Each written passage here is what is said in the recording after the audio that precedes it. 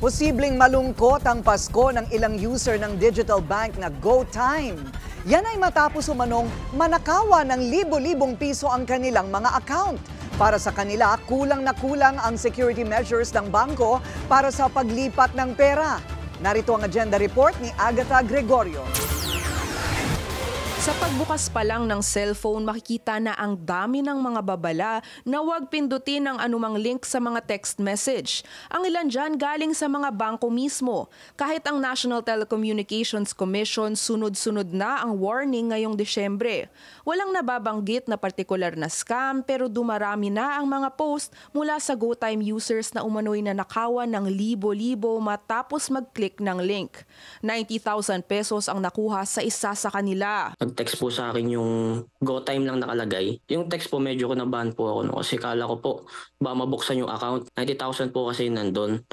Pinakita ko po sa girlfriend ko yun, ma'am. Tapos click namin yung link, ma'am, kasi akala namin may nag-bypass sa account, ma'am.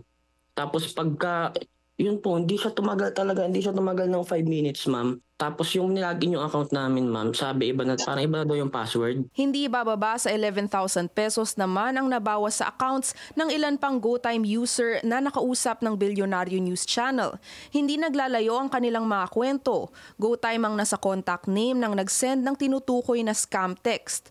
Ang ilan sinasabing may voucher silang mag-e-expire na, habang ang iba naman ay may na-detect daw na unusual activity sa account nila. Si Alvin, 100,000 daw ang nanakaw sa kanya. Matapos malaman na hindi siya nag-iisa, gumawa si Alvin ng chat group para sa mga umano'y na biktima ng ganitong klaseng scam. Higit 30 tao na ang nasa grupo at milyon na raw ang nakuha sa kanila pa lang. Tinawagan ko yung customer service nila and nakakonek ako sa kanila almost 3 hours. So paano ko mapi-freeze yung account ko na may ganong unauthorized transaction? Sinasabi nila authorized, na walang guarantee mababalik. Dire-diretso yung flow ng transaction ng ganong kalaking amount. Din sa ibang bank, pag ganong kalaki ang amount, mismo mag-initiate ng call sa'yo, is yung bank, sabihin nila data privacy, hindi sila magbibigay ng details. But sa side namin na victim ni GoTime, makukuha yung details namin, which is contact number namin. Saan yung data privacy namin? So ang nangyayari dito kasi parang inside job siya kasi monitored yung account namin eh. Bukod sa GoTime, lumapit na rin ang ilan sa mga pulis. Yun nga lang, gagalaw lang naman sila, ma'am, kasi kung may order ng court eh. Kasi ang inaano na, ma'am, law enforcement lang daw sila.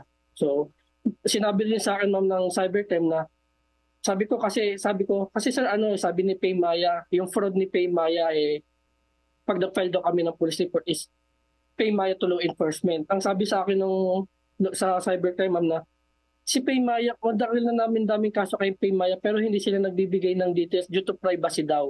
Kasi attorney na daw na ang kausap nila, which is law enforcement lang daw sila. Ngayon kasi, ma'am, hanggat walang order ng court is halos hindi sila makakilos. Then kaya in-advise sa akin, ma'am, is mag-direct kami kay BSP. Ayon kay Alvin, nagsampa na sila ng reklamo sa Bangko Sentral at bibigyan daw ng 15 araw ang GoTime para sumagot. Hinihintay pa ng Bilyonaryo News Channel ang opisyal na pahayag ng BSP ukol sa insidente.